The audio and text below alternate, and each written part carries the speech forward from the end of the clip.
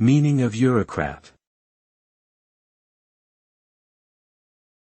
Eurocrat. Eurocrat. Eurocrat. Eurocrat.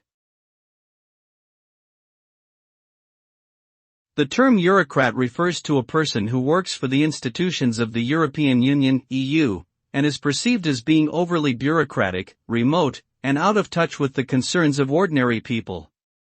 The use of this term implies criticism of the EU's administration and bureaucracy. It suggests that EU officials focus more on rules and procedures than on people's needs and opinions. The term is often used by critics of the EU who believe that it is too big, powerful, and unresponsive to the needs of individual member states and citizens.